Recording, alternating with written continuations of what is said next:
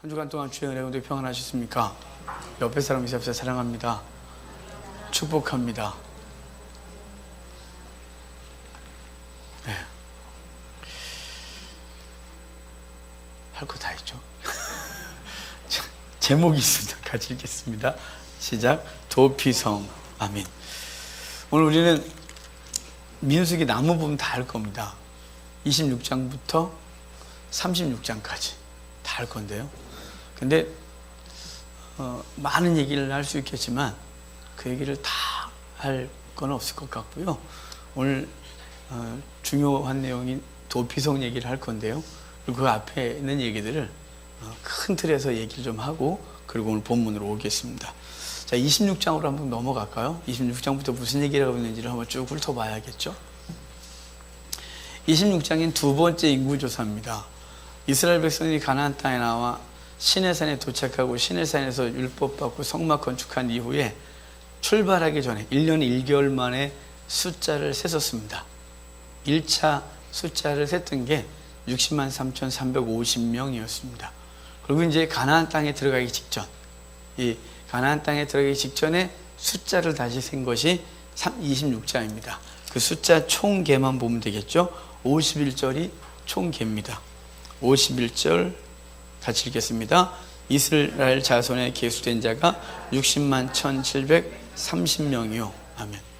60만 3,350명에서 60만 1,730명. 그러니까 약 2,000명 정도의 숫자가 줄었습니다. 60만 명에서 2,000명은 크지 않죠. 60만 명에서 60만 명 들어간대요. 무슨 얘기를 하고 싶은 걸까요?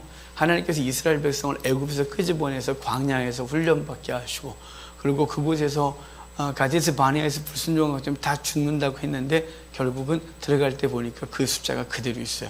구세대는 죽고 신세대가 그대로 보존되어 있는 것이에요. 이것은 하나님께서 그 백성을 보존하심이죠. 홍해를 애굽에서 홍해 건너서 광야 살게 하시고 요단강 건너갈 때까지 그 백성을 지키시며 종종 사람들이 이 출애굽 사건에서 개인에게 초점을 맞추는 경향이 있어요. 광야에서 죽은 사람 지옥 간 거야? 아론과 모세는 지옥 갔나요? 왜냐하면 요단강 건너 가나안 땅 못 들어가서 자꾸 이렇게 질문하는 거예요. 여러분, 그거는 우리가 하나님께서 우리에게 그림자로 주신 사인으로 주신 이 사건이 뭘 말하는지 몰라서 그래요.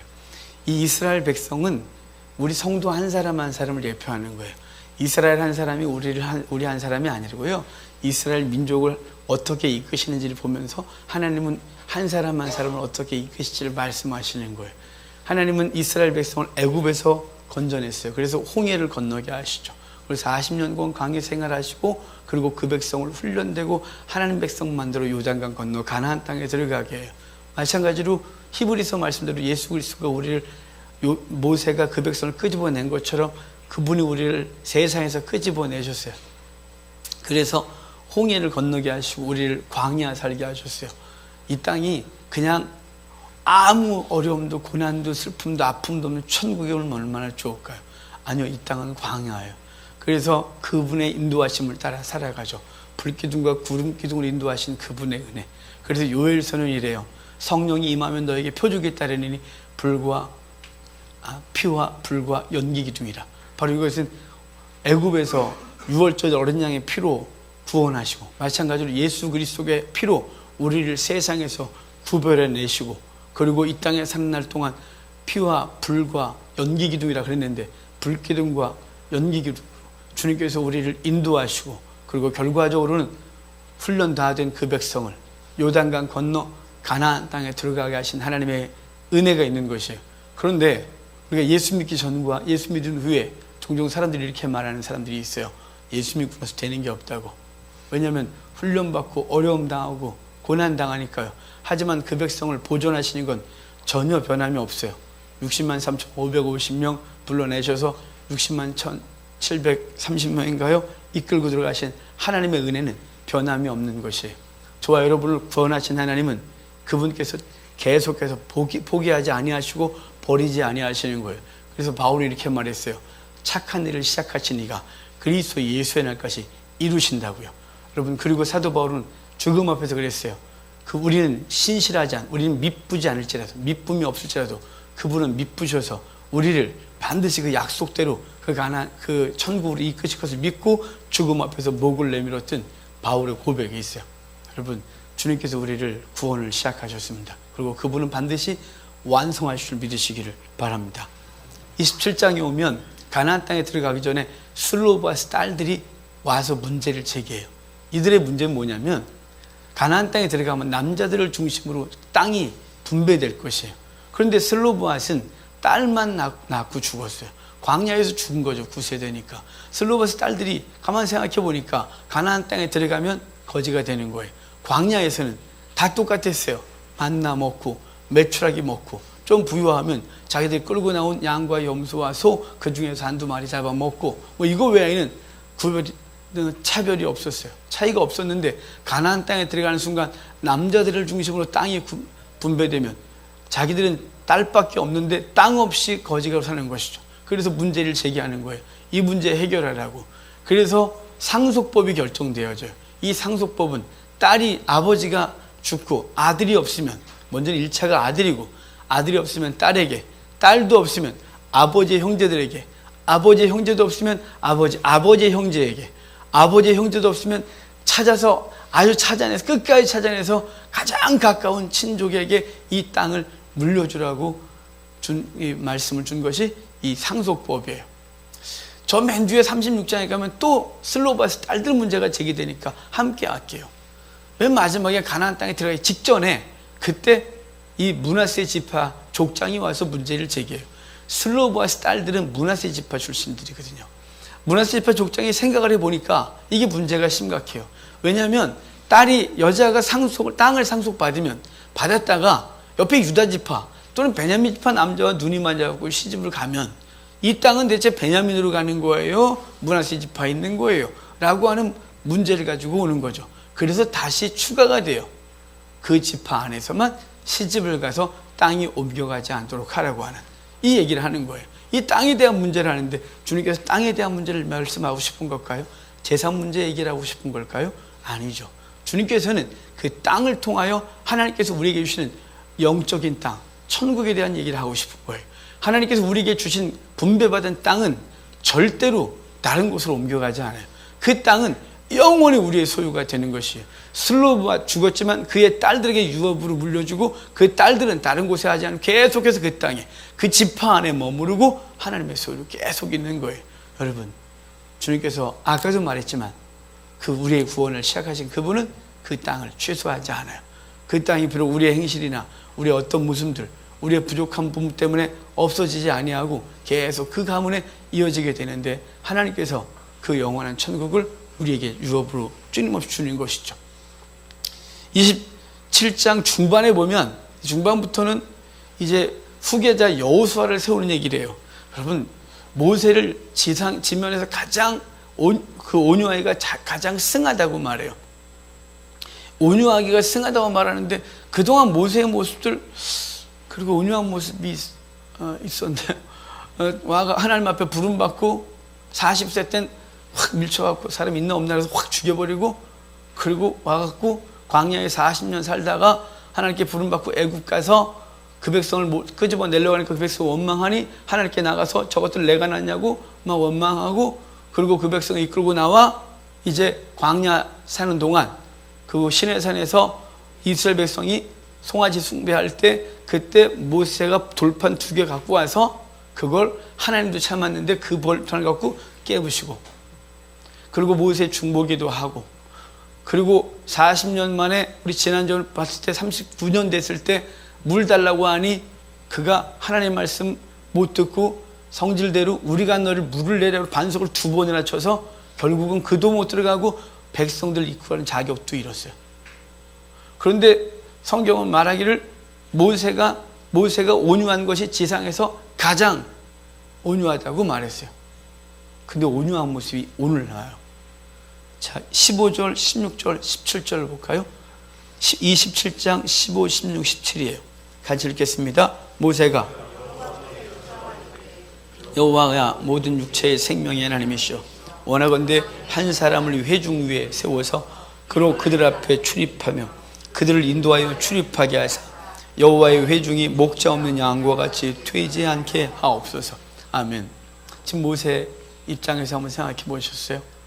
모세 그러지 않았을까요? 40년 동안 쎄 빠지게 하나님 앞에 사명 감당했는데 들어가지 말랜다. 근데 그렇게 했는데 그래 그까지가 한번 반석 한번 돌로 쳤다고 들어가지 마. 이렇게 생각 안 될까요?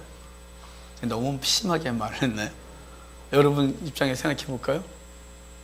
예수 믿고 예수 믿으라 해서 예수 믿고 주님께서 준 사명 감당한다고 그러고 열심히 교회 섬겼는데 결과가 엉망이에요. 뭐 남들은 말하기를 예수 믿으면 복 받는다 그러고 자녀 잘 된다 그러고 하는 거 형통한다는데 내 꼴을 보니 별게 없어요. 이거야? 이렇게 말할 수 있지 않을까요? 근데 모세가 그렇게 안 해요.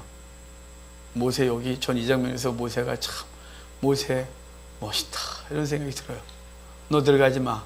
넌 그 백성 이끌 자격도 없는 놈이야. 이렇게 말했는데 여기 모세가 자기가 자격이 없으니까 이렇게 말해요. 여호와 모든 육체 생명의 하나님이시여 원하건대 한 사람을 이 회중 위에 세우래요. 한 사람을 세워서 그로 백성에게 출입하여 그 백성을 목자 없는 양과 같이 되지 않도록 해달래요. 여기 한 사람을 세워달래요. 후에는 여호수아를 세울 거예요. 여기 한 사람은 예수 그리스도예요. 주님께서 그랬거든요. 모세 같은 선지자 한 사람 세울 거라고. 그 사람이 여기선 여호수아가 대치될 것이고 후에 예수님이 한 사람으로 등장하는 거예요. 로마서에서 그랬어요. 한 사람의 불순종함으로 모든 사람이 죄 있는 것 같이 한 사람의 순종함으로 의를 얻었다고. 한 사람 아담으로 죽었고 한 사람 예수 그리스도를 통하여 구원을 얻는 것이. 모세가 이끌어왔음에도 불구하고 그 백성이 불순종하고 모세도 불완전하여 광야에서 다 죽었다면 예수님은 완전하신 지도자라 우리를 이끌어내셨고 그분께 순종하면 저 안식에 들어갈 수 있다고 히브리서가 말하고 있는 거예요. 한 사람 예수 그리스도 한 사람을 세워달라요. 한 사람. 그리고 결국은 너 같은 선지자 한 사람을 세우겠다고 했는데 모세가 그리스도를 대표하고 그리고 목자 없는 양과 같이 헤매지 않게 해달라요. 이 백성이 모세가 오기 전, 예수 그리스도가 이 땅에 오기 전까지 백성이 목자 없는 양같이 헤맸고 차실 때까지 찾는 목자가 없었고 그래서 주님께서 친히 목자가 되겠다고 하셨고 예수 그리스도가 목자 되셔서 오셨어요. 바로 여기서 예수 그리스도를 대표해요. 그리스도가 우리를 위한 한 사람, 그분이 우리를 이끄시는, 우리를 가나안 땅까지 이끄시는 그 놀라운 은혜의 주 되시는 거죠. 자, 18절 한번 볼래요? 같이 읽겠습니다. 여호와께서 모세에게 이르시되 눈의 아들 여호수아는 그 안에 영이 머무는 자니 너는 데려다가 그에게 안수하고. 아멘. 그 아들 여호수아를 이끌어오래요. 여호수아, 예수아 이끌어오래요. 여호수아, 호세아, 예수아. 여호와는 구원자시다. 여호수아 이끌어서 그로 하게 해요. 그에게 뭐가 있다고요? 그에게는 그 안에 영이 머물고 있대요. 그 안에 영이 머물러 있어 그곳으로 인도하시는 거죠. 바로 예수 그리스도가 이 땅에 오셔서 세례를 통하여 성령 임하시고 그 영으로 우리를 이끄신 그 놀라운 은혜를 입게 하신 것입니다. 여러분 지금 우리는 목자 없는 양같이 헤매던 우리들을 주님께서 오셔서 우리를 붙들어 주시고 그 은혜 가운데 저 가나안 땅으로 저 영원한 천국으로 이끌고 계심을 믿으시고 그분께 순종하여 히브리서 저자의 요구대로 저 안식 영원한 안식으로 들어가는 자들 되기를 주의 이름으로 축복합니다. 28장 29장은 이제 가나안 땅에 들어가면 제사 지내라고 하는데요. 28장부터 보면 매일 드리는 상번제, 그 다음에 안식일에 드리는 제사, 그리고 매월 첫날 드리는 초하루 첫예배, 유월절, 오순절, 초막절, 이 모든 절기에 대해서 이제 28장, 29장이 얘기해줘요. 상번제는 아침에 제사 드리고 저녁에 제사 드리는 거예요. 아침에 번제물 드리고 소제물 드리고 저녁에 번제와 소제를 드려요. 그리고 안식일 날은 그것과 더해서 2배를 더 드려요. 매월 첫날 초하루 예배를 드려요. 그리고 유월절에 드려요. 무교절에 드려요. 오순절에 드려요. 초막절에 드려요. 이 모든 것들을 얘기를 하고 있는 거예요. 여기서 말하고 싶은 건 뭘까요? 너희가 가나안 땅에 들어가거든 하나님을 예배하고 살아가라고 하는 거예요. 아침에 시작하고 마무리할 때 매월 첫날이 시작할 때 너희가 안식일에 그리고 매번 절기마다 그분을 기억하고 살아가는 것이죠. 성도의 삶은 예배를 시작해서 예배로 마치는 거예요. 예배가 우리 성도의 삶의 중심에 있는 거예요. 제가 법궤 성막 말씀드릴 때 성막이 직사각형이에요. 성막들이 50m, 25m. 그런데 이 성막은 두 개의 정사각형 구성되어 있다 그랬어요. 하나하나. 그래서 앞에 동쪽문을 통하여 들어가면 중앙에 먼저 사각 안에 정사각 안에 정가운데 뭐가 있냐면 번제단 있고요. 그 다음 정사각형 안에 영역엔 지성소의 법궤가 정사각형의 중간에 있어요. 그러니까 이 법궤, 이 성막에는 먼저 가운데 이 첫 번째 뜰, 이 세상의 영역, 우리가 살아가고 있는 영역의 가장 중심엔 예배가, 그리고 저 하늘의 영역, 하나님의 영역에선 중심에 보좌가 있는 것이에요. 그러니까 우리가 살아가는 날 동안 우리는 예배를 중심으로 살아가는 거예요. 아침에 눈을 뜨고 예배하고, 밤에 예배하고, 그리고 매일매일 예배하고, 그분과 교통하고, 매 순간마다 주님 앞에서 살아가는 우리의 삶이 되기를 바라요. 우리가 종종 기도하라, 그럼 난 기도 매일 해요. 걸어다니면서 하고요, 수시로 하고요. 예배하자, 그럼 삶이 예배예요. 뭐 이런 아주 그럴듯한 핑계들을 대는데요. 여러분, 형식적인 예배, 이 형태의 예배를 제대로 드리지 않는 사람은 삶의 예배 없고요. 하나님 앞에 시간을 정하여 무릎 꿇어 기도할 줄 모르는 사람은 삶 속에서 기도 안 해요. 다 자기의 게으름의 표현인 거예요. 게으름을 합리화하고 있는 거예요. 여러분, 하나님께서 정하신 예배에 마음을 다해 드리셔야 돼요. 복장을 갖추고 마음을 가지고 하나님 앞에 고백을 담아 물질을 드리며 예배해야 돼요. 이 예배를 통하여 우리의 삶이 하나님 앞에 있다는 사실을 스스로 고백하는 것이, 그리고 자연스럽게 그분의 나라에서 보좌 앞에 계신 그분 앞에서 서서 요한계시록 4장대로 24장로들과 그룹들이 거룩하다 거룩하다 거룩하다는 찬송의 자리로 들어가게 될 것이에요. 시간을 정하고 기도하셔야 돼요. 장소 정하고 기도하셔야 돼요.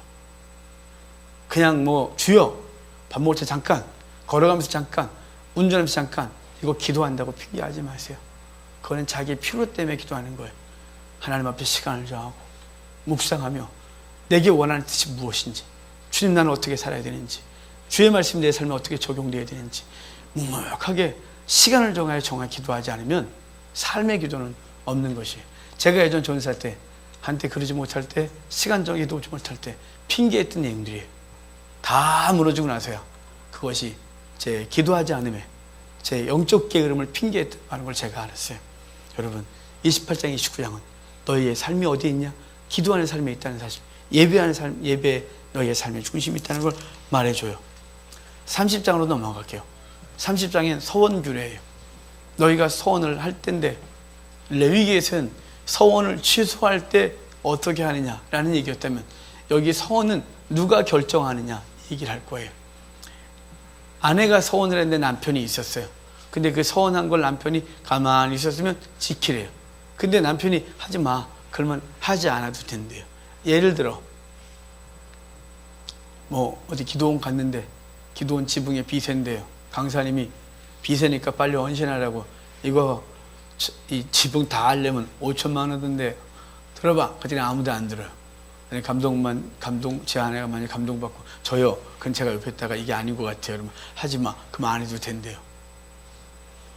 요번 두 번째는 시집 안 간 딸이래요. 제 큰딸하고 같이 갔는데 예림이가 손을 번쩍 들었어요. 제가 하지 마. 그럼 안 해도 된대요. 결정 누가 하냐? 가장이 하는 거라고 하는 거예요. 그래서 이 영적 가장, 이 집안의 가장이 모든 영적인 것을 결정하는 것에 대해서 권위를 그에게 줬어요. 여러분, 우리도 가정에서 영적 권위가 가장에게 있어요. 안 믿는 남편인데요,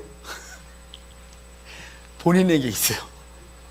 그래서 하나님 앞에서 그가 어떻게 했냐에 따라서 그 가정의 영적인 분위기가 성을 기억하시길 바라고, 하나님 앞에서 신앙생활하는 우리가 되기를 바랍니다. 31장에 이제 요 미디안 땅 정복 예가 있는데요. 미디안 땅은 지금 한참 내려가야 돼요. 요단 동쪽에 와 있고요. 밑에까지 내려가야 되는데, 왜 밑에까지 내려가냐면, 미디안 땅은 사실은 모세에게 있어서 특별한 땅이에요. 모세는 40년간 왕궁에서 왕자로 자랐고요. 40년은 왕국에서 도망 나와 미디안 땅에서 그의 아내 만나서 거기서 신세 지고 살았어요. 미디안 사람들과 관계하고 살았고, 그리고 시내산 출발할 때 미디안 사람들이 함께 따라 나왔어요. 나중에 가나안 땅에 들어가면 그들을 따로 분류해서 부르는데 겐 사람이라고 말했어요. 유대 지파 남쪽에 살았던 사람, 겐 사람들이 미디안 지파 사람, 미디안 족속들이었거든요. 그럼에도 불구하고 미디안을 공격하래요. 왜 공격하냐면 발람 때문이에요. 모압 땅에 왔을 때 발락이 발람을 데려다가 저주하라고 시켰고, 발람이 안 했잖아요. 3번이나 축복만 했고, 너무 미안하니까 발락에게 말해주고 갔어요. 내가 미디안 땅에 가서 여인들을 보내줄 거니까 그 여인들과 모압 여인들이 합세해서 이스라엘 백성 앞에서 바알을 숭배하면 그 백성들이 가담하고 그 우상 숭배하면 하나님이 그 백성을 칠 거라는 꾀를 넣어줬어요. 그리고 발람은 도망가 있었어요. 미디안으로. 그것에 대해서 보복하는 거예요. 하나님께서 하나님의 백성을 치게 하신, 하나님의 백성을 무너뜨리게 한 그것에 대하여 정당한 대가를 치르기 위하여 그 군대를 보내 미디안의 5 왕들을 죽이고 발람을 죽이고 돌아오는 것이에요. 성도 여러분, 주께서는 당신의 백성들을 중심으로 세상을 움직이는 것이에요. 그 백성을 유혹하고 그 백성을 넘어뜨리는 세력에 대해 절대로 참지 않으시는 거예요. 그 백성 징계하면서 그 대적들을 치시는 것이죠. 그래서 선지서 모두를 보면 이스라엘 백성의 죄를 지적하고 그 백성의 죄 때문에 심판을 선언하고, 그 심판을 선언함과 동시에 열방 심판을 함께 얘기해요. 모든 선지자가 다. 왜냐하면 그 백성이 죄짓게 한 이유, 그것은 그 열방들로 유혹을 받았고, 그 백성이 죄 지을 때 때리거나 박수쳤던 것들 다 혼내주겠다고 주님께서 말씀하시며, 여러분, 주님은 그 백성을 보호하시고 당신의 백성을 징계해야 하지만 눈물로 징계하시고, 그 백성이 넘어지게 한 그 모든 원인에 대해서도 징계하신 하나님의 사랑이 여기 이렇게 있어요. 31장이 그 얘기고, 32장은 요단 동편 땅 정복하고 땅 분배한 얘기를 하는 거예요. 요단 동편, 지금 요르단 땅을 정복하고 땅을 분배하는데 루벤 그리고 므낫세 2분의 1 지파가 있어요. 므낫세 지파, 갓 지파, 루벤 반이 거기에 멈춰요. 여러분, 이들이 원래 이 땅은 하나님 주시겠다고 한 땅이 아니에요. 하나님 주시겠다고 한 땅은 경계가 이래요. 서쪽으로는 지중해, 동쪽으로는 요단강, 남쪽으로는 애굽해, 그러니까 시나강문, 시나이 반도까지, 그리고 북쪽으로는 유프라테스까지 이렇게 있는 거예요. 지금도 이스라엘 백성들은 그 땅이 자기네 땅이라고 믿고 그러고 살아요. 그럼 이스라엘 국기를 아십니까? 이스라엘 국기는 하얀 바탕에 파란색으로 다윗의 별이 가운데 있고, 위에 파란 줄, 아래에 파란 줄이 있어요. 다윗의 별은 느낌으로 아시죠? 근데 위에 파란 줄, 아래 파란 줄이 뭐냐면요, 아래 파란 줄은 애굽강, 위에 파란 줄은 유프라테스 강이에요. 그래서 이 땅을 다 차지하겠다고 그들이 국기에다 아예 공포해 놓은 거죠. 세계 사람들한테는 절대로 얘기를 안 해요. 왜냐하면 그러면 도발로 여길 거니까요. 하지만 그들은 나라를 만들 때 이 말씀대로 유프라테스, 그 다음에 애굽강, 그리고 중간에 자기네 나라가 있다고 하는 거예요. 요단강 건너편 요르단 땅은 하나님께서 주신 땅이 아닌데, 이스라엘 백성이 애굽의 광야에서 40년 동안 돌다가 그 땅을 가보니까 너무 좋은 거예요.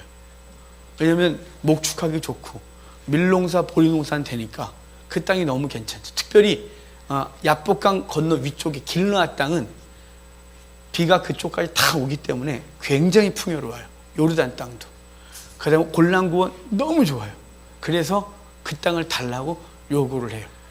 모세가 그들을 책망했지만 그들이 약속하기를 우리의 가족과 처자식과 재물을, 그 짐승을 놔두고 가나안 땅 들어가서 정복 전쟁할 때 우리가 선두에 서서 일을 하겠다고 약속함으로 그 땅을 받아서 그 땅에 정착해요. 이후에 그들이 가서 약 1년여 동안 앞서서 싸우고, 그리고 대략 정복을 끝내고 돌아가요. 돌아가서 그들은 얼마나 평화로웠을까요? 이미 그들은 정착했고 가나안 땅에 들어간 사람들은 대략 정착했기 때문에 그 나머지 성읍들을 자기들이 싸워서 몰아내야 되는 그 치열한 전투를 할 때 이들은 그 이스라엘 60만이 가서 다 쓸어버리고 그 땅을 줬었기 때문에 그들은 초기에 평안함을 얻었어요. 초기에 얻었어요. 하지만 시간이 지나면 어떻게 되냐면 요르단 동편 땅은 지파 개념이 없어져요. 그래서 사사시대 이후에 가면, 사사시대 중반부터 그 이후에 가면 그 땅을 르우벤, 갓, 므낫세 이런 얘기가 아예 없고 그냥 요단 동편 땅, 길르앗, 모압, 암몬 이런 식으로 불리고 이스라엘은 없어요. 사라졌다 이 말이에요. 이쪽은 그대로 계속 유지가 되고 계속해서 진행이 되어지고요. 여러분, 하나님께서 우리에게 주신 삶의 자리, 사명의 자리, 그까지 가셔야 되는 거예요. 가다가 중간에 멈추면 잠시 편한 것 같고 여기가 좋사오니 이렇게 있으면 아무것도 되지 않는 거예요. 하나님께서 명령하신 그 자리까지, 요단강 건너까지 들어가야 되는데 요단강 건너기 직전에 여기가 좋사오니 그러는 거예요. 대부분의 사람들이 이 땅이 너무 좋아요. 요즘은 주님 오시기를 원하지 않고 이런데요, 주님 빨리 오셔서 그러면 자기 때 말고 좀 더 있다가요. 나 지금 누리는 게 많은데 이거 좀 더 누려야 되는데 조금 더 있다가요. 주님께서 아마 부르시면 되게 불편할걸요. 아직 못 쓴 게 많은데 벌써 부르시냐고. 안 그래야 되겠죠. 주님께서 요단강 건너가 우리 땅이라 그랬어요. 근데 이 땅에 머물러 서서 여기가 좋사오니, 그리고 거기 있겠대요. 시간이 지나면 소멸돼 버리는 땅에 그들이 있겠다고 하는 게 32장 어리석은 결정을 한 것이에요. 33장은 출애굽해서 모압과 여기까지 온 걸 쭉 정리를 하는 얘기고, 34장은 가나안 땅의 땅 경계예요. 아주 복잡하게 썼지만 우리 땅 같아야 한 평이라도 더 찾겠다고 여기부터 여기까지 그러겠지만 아까 말한 대로 그대로예요. 그 땅을 전체적으로 얘기한 게 34장 얘기인 거예요. 그리고 오늘 우리가 볼 얘기가 35장이에요. 그들이 가나안 땅에 들어가면 이제 지파별로 영역을 나누어 주는데요. 그 지파에서 48개의 레위인에게 땅을 주라고 해요. 레위인은 48개 성읍에 흩어져 살게 됩니다. 이 흩어져 사는 게 참 하나님 앞에 혼나서 이랬던 거예요. 이들이 흩어지게 된 이유를 저 앞에 가면 창세기 34장에 보면요, 야곱이 세겜에 머물렀던 적이 있어요. 세겜에 땅 사서 거기 우리간 짓고 살겠다고 딱 멈췄다가 막내딸 디나가 강간을 당해요. 그 외동딸 디나가 강간을 당하죠. 막내 아닙니다.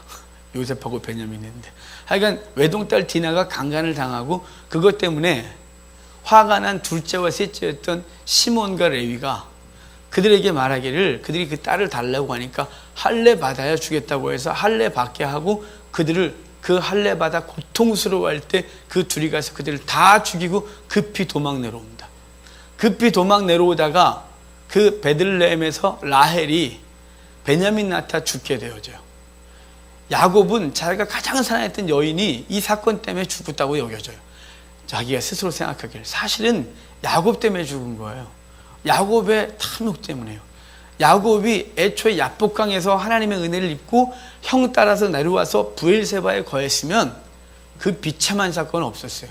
그런데 그는 그 형의 세력 보고 두려워하여 먼저 보내고 자기는 방향을 꺾어 세겜에서 10여 년간, 그 숫곳과 세겜에서 10여 년간의 세월을 보내다가 결국 급히 도망오는 바람에 그때 라헬이 난산을 나고 죽는 거예요. 그걸 자식들에게 원망을 돌려요.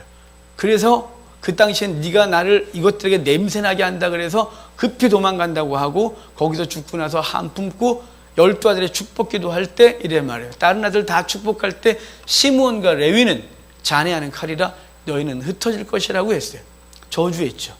그리고 출애굽기를 맞이하고 출애굽기 32장에서 송아지 우상 숭배 때 모세가 여호와께 선자 나오라고 했을 때 레위인들이 다 나왔고, 그들에게 명하기를 그들 앞에 있는 친척도 형제도 친구도 가까운 사람도 막론하고 다 죽이라 그래서 3,000명을 배에 죽이고, 그럴 때 멈추게 하고, 하나님이 그 여호와의 분노를 대신했던 레위인들을 제사장으로 구별하 세우세요. 시므온 지파는 기회가 없었어요. 어떤 기회도. 그래서 모세의 축복기도에 시므온 지파가 아예 없어요. 왜냐하면 가나안 땅에 들어가면 없어질 건데 너네 없어지리라 뭐 이렇게 말하기 그렇잖아요. 그래서 아예 안 해요. 아예. 하지만 레위인들은 그 출애굽기 32장의 은혜를 입어 가나안 땅에 정착하게 되는데 48개 성읍으로 찢어져서 살게 되어져요. 한편으로는 그들에게 저주였고, 한편으로는 그들에게 주신 영적 특권이 있었어요. 48개의 성읍으로 흩어져 사는 그들은 얼마나 힘들었겠어요. 사사시대를 보면 모든 지파들은 각자 자기 영역들을 가지고 힘을 교합하고 살아가는데, 레위인들은 흩어져 살면서 그들이 하나님 앞에 헌신하여 11조를 드리지 않으면 땅이 없었기 때문에 거지로 살아갔어요. 모일 수도 없었어요.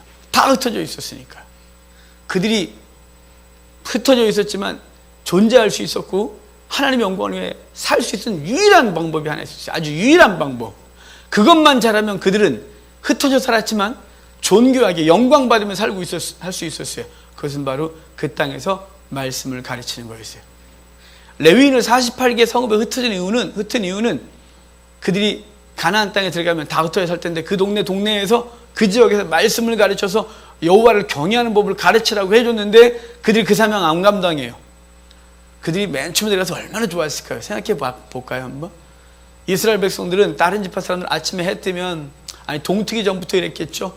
나가서 쟁기들 가지고 소 끌고 나가 열심히 땀 흘려 일하고, 밤에 녹초가 돼서 집에 들어와서 쉬는 눈 마는 눈 퍼져 잘 때 레위인들은 나무 그늘에 앉아 하나님을 논하고 영을 논하고 신앙을 논하면서 노닥거리고 있어요.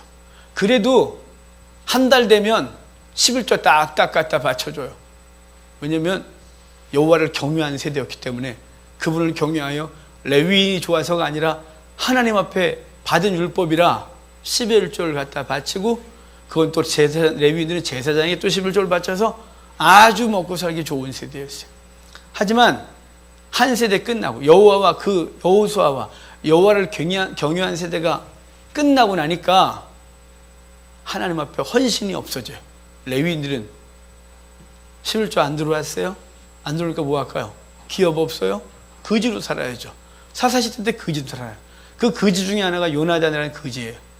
그 거지가 누구냐면 모세의 손자예요. 그 거지가 단지파가 헬몬산 밑에 새로운 땅을 만들 때 그때 우상숭배에 주도했던 애가 또 걔예요. 여러분, 하나님 앞에 레위인들이 해야 될 것이 뭐냐면 말씀 가르치는 것이에요. 그러면 선순환이 됐어요. 근데 레위인들이 마땅히 해야 될 일을 안 하고 편하게 그 누리고 사는 날 동안 백성은 다 여호와를 떠났고, 결국은 악순환이 시작돼 사사시대 350여 년의 고통의 시간이 시작되는 거예요. 여러분, 하나님께서 우리에게 말씀을 주셨어요.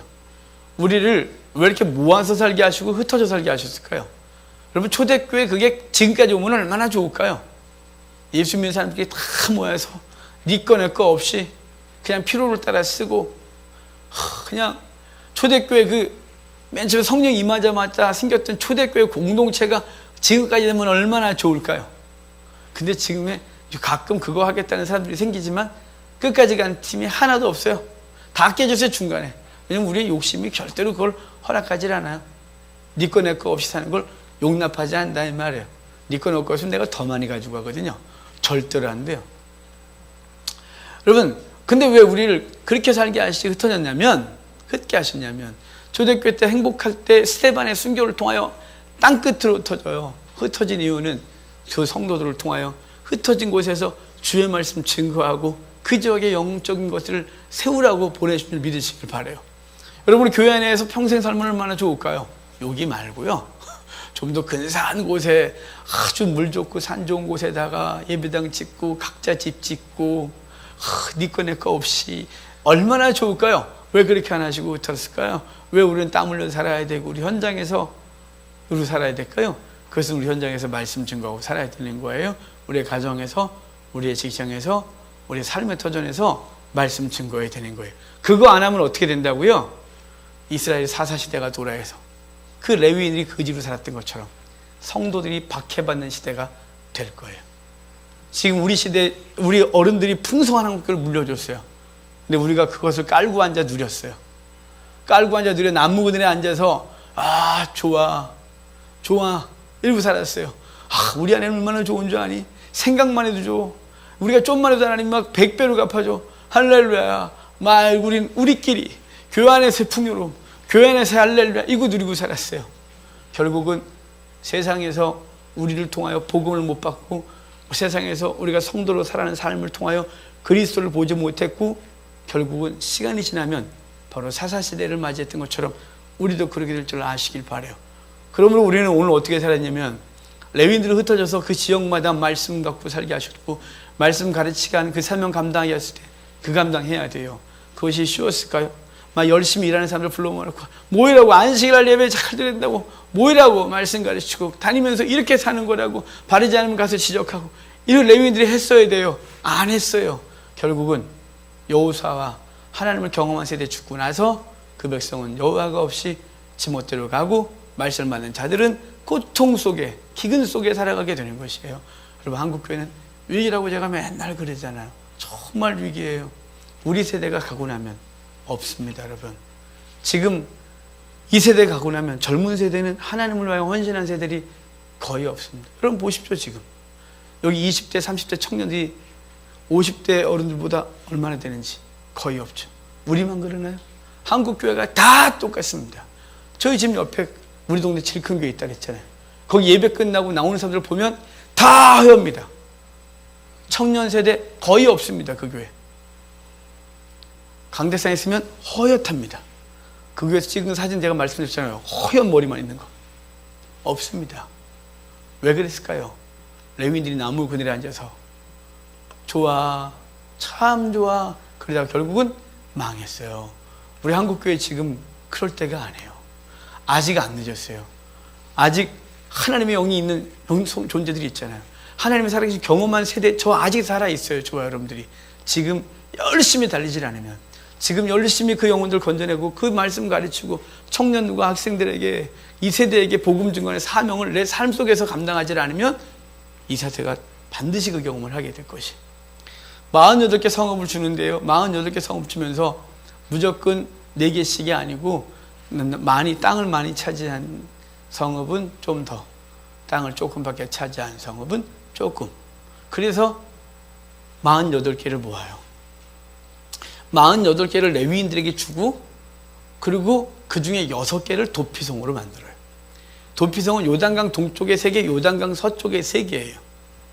저 위에 갈릴리 쪽에 게데스, 그 다음에 중간에 세겜, 저 밑에 헤브론, 그리고 종편에는 골란, 그리고 길르앗, 라못, 베셀이라고 하는 동네에 두는데 이 동네가 특징이 있습니다. 그냥 아무데나 막 지명해서 이 동네에 이렇게 안 했고요. 그 동네가 다 그 지역, 그 주변에서 가장 높은 지대에 있어요. 그 지역에서 가장 높은 지대, 그 지역에서 가장 높은 지대에 도피성을 만들었어요. 왜일까요? 도망가려면 어딘지 알아야 되는데 저기 어디 꼴짝이 있으면 찾아가겠습니까? 그걸 찾아서 높은 곳에 둬서 저기구나 해서 빨리 가야 됐어요. 그래서 가장 높은 곳에 뒀어요. 주님께서 우리를 이렇게 말씀했어요. 너희는 세상의 소금이다, 세상의 빛이다. 왜 소금이 먼저고 빛이 나중이냐면요. 왜 소금이 먼저냐면 빛이 되려면 소금의 삶이 있어요. 빛이 되기 때문에 순서가 너희가 세상의 소금이요 너희가 빛이다 이렇게 말한 거예요. 그러니까 우리의 소금의 삶이 세상의 빛으로, 그리고 그 빛은 어디에요? 말 아래 두지. 말 아래 두니까 저 어릴 때 타는 말 아래 등두면 말이 뜨거워 죽을걸요. 그게 아니고 대빵 말 있지 않습니까? 이렇게 곡물 되는 그 말 아래 두지 아니하고 등경 위에 두나니 방에 들어오는 사람이 그 등불을 보게 하려 합니다. 산 위에 있는 등불 이렇게 말하는 거예요. 지금 도피성은 꼭대기에 뒀어요. 그 3군데, 양쪽 3군데 높은 곳에 도피성을 만들었어요. 그리고 신명기에 보면 이 도피성에 대해서 다시 말하는데 이 도피성으로 가는 길을 평탄케 하라고요. 편안하게. 그리고 거치는 걸 제하고 이정표 쫙 세우래요. 왜냐하면 여기 도피성으로 갈 사람들은 갑자기 실수로 죽인 사람들 말하는 거거든요. 누군가를 신명기에는 도끼질을 하다가 도끼가 빠져갖고 친구 죽이는 바람에 도망가고, 여기는 아무도 없어요. 돌을 휙 던졌는데 그만 그 돌이 돌 던지는 순간에 지나가고 맞고 죽었대요. 그럴 때 너는 일부러 죽인 게 아닌데 살인했다. 그러면 빨리 도피로 도망가래요. 왜냐하면 이스라엘의 율법은 형제가 죽으면, 형제가 누구한테 죽으면 반드시 갚아야 돼요. 이유 묻지 말아야 돼요. 왜 죽였어요? 죽일 만한 이유가 있었는데 아니 없어요. 그냥 무조건 죽여야 돼요. 그러니까 이 의도치 않게 사람을 죽인 사람은 자기 생명 건져야 되잖아요. 재판받을 권리를 필요로 하잖아요. 그 도피성으로 빨리 도망가는 거예요. 도피성으로 막 가려니까 산 위에 있어야 되고, 그리고 그 길이 평탄해야 되겠죠. 그 길 앞에 만약에 가림막을 이렇게 놔두면 되겠습니까? 말라기서 이렇게 말해요. 너희가 여호와의 제단을 가렸다. 뭘로 가렸어요? 우리가 무슨 짓을 했는데? 그랬더니 너희들이 악한 행실, 바르지 않은 삶이 너희들이 바로 그 길을 막았대요. 도피성으로 도망간 사람이 그 길 때문에 자꾸 못 가는 거예요. 또 하나, 이정표를 바르게 해야 돼요. 못된 장난을 하는 거, 이렇게 애들 만화나 이런 거 있잖아요. 이렇게 이정표 이렇게 바꿔놓는 거, 만화 보면 엉뚱한 데 가게 하는 거. 여러분, 우리 성도들이 이정표거든요. 우리가 이정표를 바르게 해야 돼. 이렇게 하는 거라고. 왜냐면 세상 사람들은 우리를 보면서 이정표 삼아 그분께 가거든요. 근데 우리가 이정표를 엉뚱한 방향으로 가는 거죠. 이렇게 사는 거예요. 율법으로 구원을 받는 거죠. 하나님 앞에 헌신 많이 하세요. 교회 하나 지어드리면 구원받을 수 있을래나? 뭐 이따구 소리, 이상한 소리 하면 사람들이 가다가 이 도피성을 잘 못 찾아서 헤매다가 결국은 그를 추적하는 자, 보복하는 자에게 맞아 죽는 거예요. 그래서 반드시 이 도피성원 산꼭대기에, 그리고 도로를 빤빤하게 닦아서 말이나 마차나 최대한 빨리 들어올 수 있도록 만들었고, 그리고 이정표를 분명히 해서 혹시나 잘못된 길로 갔다가 보복한 자 만나 죽을까봐 그렇게 한 것이. 이 도피성 안에 들어오면 살아요. 근데 사는데 고의적으로 죽인 애는 끄집어내서 죽여요. 재판받아서. 그리고 근데 재판했는데 이 사람이 의도가 없었다? 그럼 거기에 사는 거예요. 언제까지 사냐면 대제사장이 죽을 때까지 살아요. 대제사장은 종신제라는 거죠. 그 제사장이 죽을 때 그 6개 도피성 안에 있는 모든 사람의 죄를 끌어안고 죽는 거예요. 그래서 도피성 안에 있던 사람들은 다시는 그 죄에 대한 형벌이 없고 집으로 돌아갈 수 있다는 이 얘기가 도피성이에요. 여러분, 여기 도피성을 보면 이래요. 고살한 자, 그 다음에 고살하지 않고 의도가 없이 죽인 사람. 31절 보면 이래요. 고의로 살인죄를 범한 살인자는 생명의 속전을 바치는 반드시 죽이래요. 고살한 자. 그러니까 일부러 죽였다. 그럼 들어왔어요? 내서 죽이래요. 만약에 그 사람이 돈 좀 많이 갖고 왔어요. 그래도 죽여버리래요. 오직 무엇을만 속하냐면 피로만 속할 수 있대요. 피로만. 속전은 피로만 지불된대요. 그러니까 본인의 피로 지불되는 거죠. 근데 여러분, 여기 그러면 우리로 할까요? 그러면 실수해서 죄진 거는 용서받는데 실수하지 않고 내가 일부러 계획해서 계획범죄한 건 난 지옥 가나? 이런 고민을 또 하게 되겠죠. 여러분, 그렇다면 우리는 어떻게 될까요? 우린 실수로만 죄를 짓나요? 실수로 죄를 짓죠. 네, 뭐 의도치 않게 이런 거 있어요. 하지만 여러분 속에는 그런 거 없어요? 내 조가 한 패버린데 조가. 조가 패버린데 이거 계획이에요, 계획. 계획범죄 됐어요. 고의죠, 고의. 여기 그런 얘기를 하고 싶을까요? 우리에게 적용하면 그것이 아니에요. 우리에게 적용하면 이래요. 여러분, 요즘 영화가 지난주에 끝냈던 영화가 예수는 역사다라는 영화가 있었다 그랬잖아요. 제가 지난주에 말씀드렸나요? 예수는 역사다라는 영화가 있는데요. 책이 있어요. 예수는 역사라는 책이 굉장히 오랫동안 번역되고 오랫동안 유지되고 전 세계 언어로 번역돼서 전 세계에 퍼져 있는 책이 예수는 역사다라는 책이에요. 그 사람이 자기가 예수의 역사성을 부인하게 또 조사하다가 조사가 다 예수 믿는 사람이 그 저자예요. 그리고 결국은 목사가 됐고 그리고 세계 다니면서 하게 되는데요.